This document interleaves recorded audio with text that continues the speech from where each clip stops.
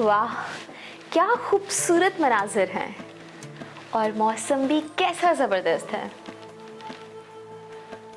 Hello दोस्तों, उम्मीद करती हूँ कि आप सब खैरियत से हैं। मैं भी खैरियत से हूँ। जानते हैं, आज तो मैं कोई काम नहीं करूँगी, आज तो मैं बस आराम करूँगी और हाँ, अपनी पसंद की चीज़ें खाऊँगी।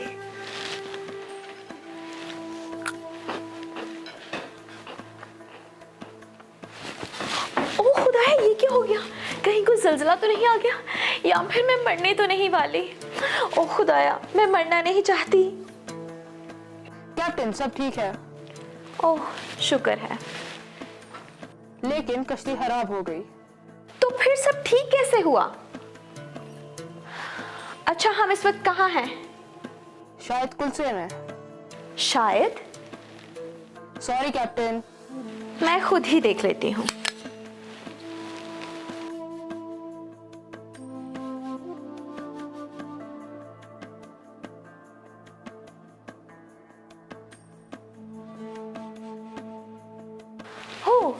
दोस्तों, हम तो वाकई कुलसे में हैं और जानते हैं कि आज हमारी मुलाकात कुलसे में किनसे होने वाली है।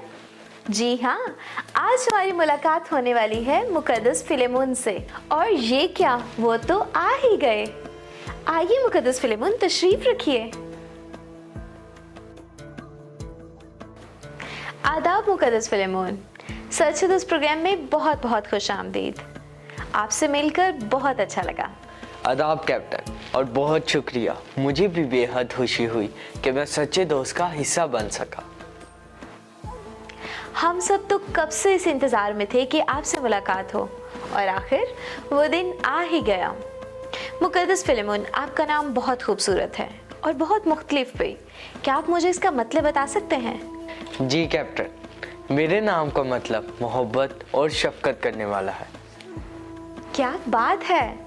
तो यही वजह है कि आपने खुदा के लोगों को मोहब्बत दिखाते हुए अपने घर के दरवाजे उनके लिए खोल दिए।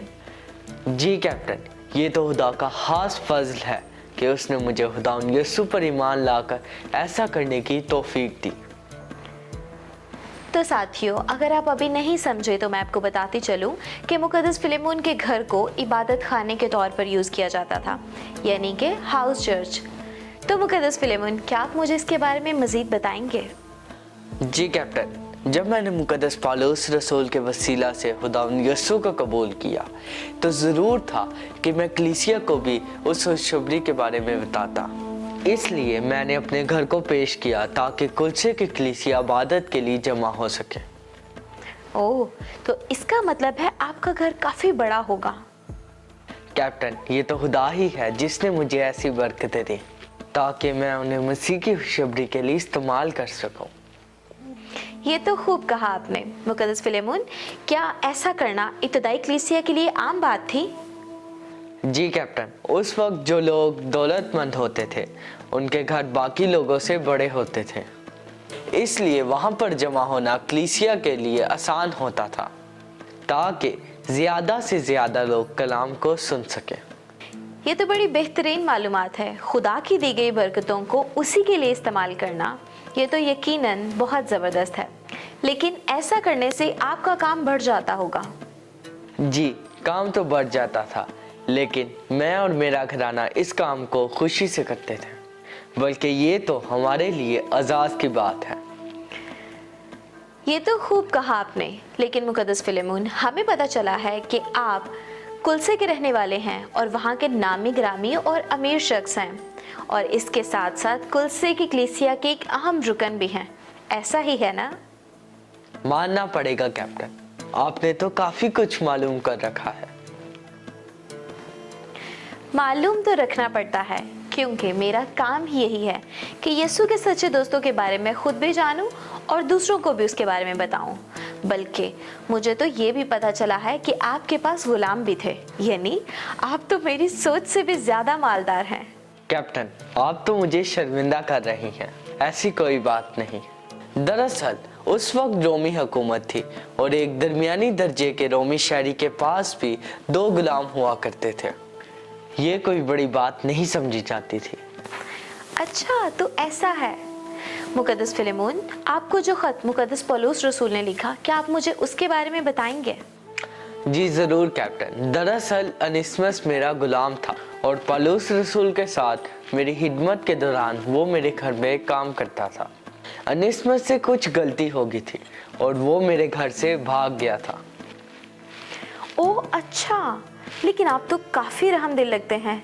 अनिस्मस को भागना नहीं चाहिए था। कैप्टन, उस वक्त के मुताबिक जब कोई गुलाम खरीदता था, मालिक जो चाहता वो गुलाम के साथ कर सकता था, क्योंकि गुलामों को कोई हकूक हासिल नहीं थे, उनकी कुछ कदर नहीं की जाती थी। फिर तो मैं अनिस्मस का डर समझ सकती हूँ। जी कैप्टन, और मैं समझता हूँ कि ऐसा होना अच्छा था, क्योंकि अनिस्मस भी भाइयों में शामिल हो गया। क्या मतलब है आपका मुकद्दस फिलेमोन? कैप्टन, जब मुकद्दस पौलुस रसूल रोमा में कैद थे, वहीं पर उनकी मुलाकात अनिस्मस से हुई और उनके वसीला से अनिस्मस ने खुदावंद यीशु को कबूल कर लिया। जबरदस्त, ये तो सच में कमाल हो गया। जी बेशक, और यही वजह है कि मुकद्दस पौलुस रसूल ने कैद में से मुझे खत लिखा, जिसमें मुझे सुलह, इत्फाक और माफ़ करने का पैगाम दिया, ताकि मैं अनिस्मस की गलती को माफ़ करूं और सब भूलकर उसे मसीह में भाई के तौर से कबूल करूं। तो क्या आपके लिए अनिस्मस को माफ़ करना आसान था? कैप्टन, माफ़ करना तो आसान कभी नहीं होता, लेकिन मसीह पर ईमान लाने के बाद मैं जान गया, जब उसने मेरे सब गुनाह माफ़ कर दिए, तो ज़रूर है कि मैं भी मसीह में अपने भाई अनिस्मस को माफ़ करूं, जैसा कि खुदावंद यीशु ने अपनी ज़मीनी ज़िंदगी में करके दिखाया।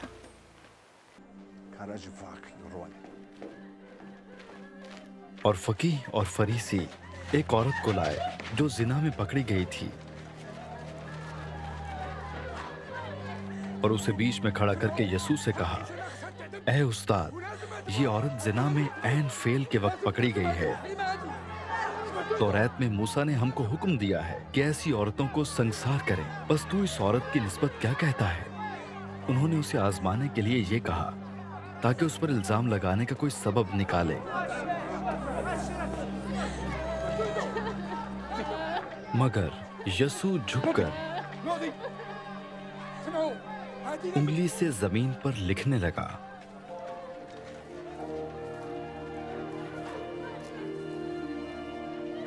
जब वो उससे सवाल करते ही रहे, तो उसने सीधे होकर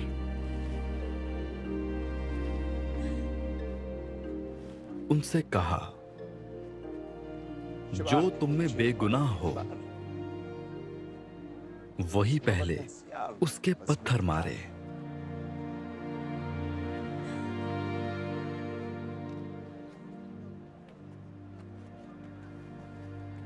और फिर झुककर जमीन पर उंगली से लिखने लगा। वो ये सुनकर बड़ों से लेकर छोटों तक एक एक करके निकल गए।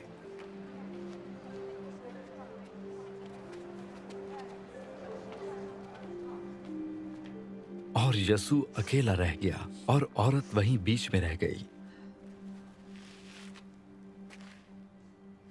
यीशु ने सीधे होकर उससे कहा, ऐ औरत, ये लोग कहां गए? क्या किसी ने तुझ पर हुक्म नहीं लगाया? उसने कहा, ऐ खुदावन, किसी ने नहीं। यीशु ने कहा, मैं भी तुझ पर हुक्म नहीं लगाता। हालेलुया। बेशक यीशु मसीह हम सब के हर तरह के गुनाह को माफ़ करने के लिए हमेशा तैयार रहता है।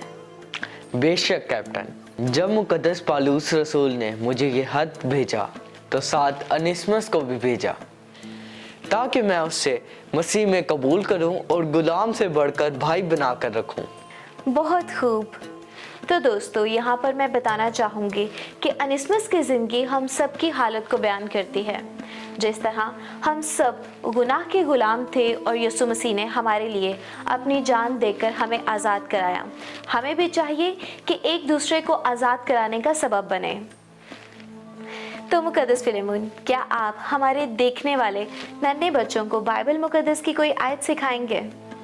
जी कैप्टन।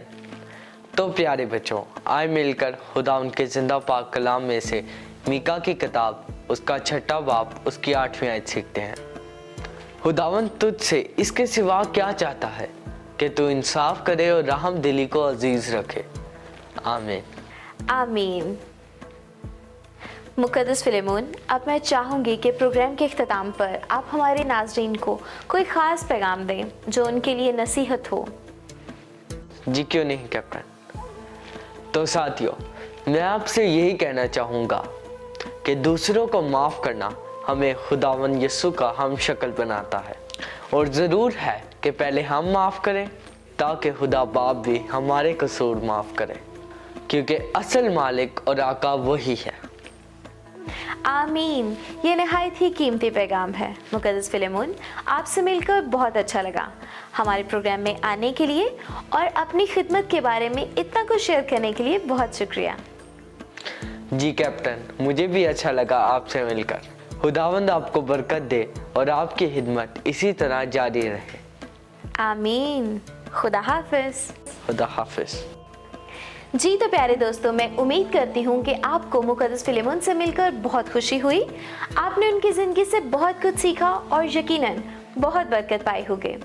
यहाँ पर मैं आपको बताती चलूँ कि मुकद्दस फिलेमोन का ख़त पौलुस रसूल के ख़तों में सबसे छोटा है और ज़ाती ख़त है, लेकिन यह ख़त हमसे कलाम करता है कि हमें किस तरीके से दूसरों के साथ शफ़क़त और मोहब्बत से पेश आना चाहिए।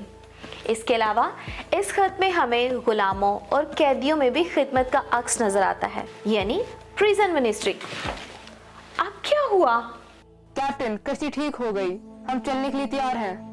तो दोस्तों, अब वक्त आता है कि हम आपसे इजाजत चाहें। फिर मिलेंगे एक नए एपिसोड में एक नए किरदार के साथ। तब तक के लिए खुदा हाफिज।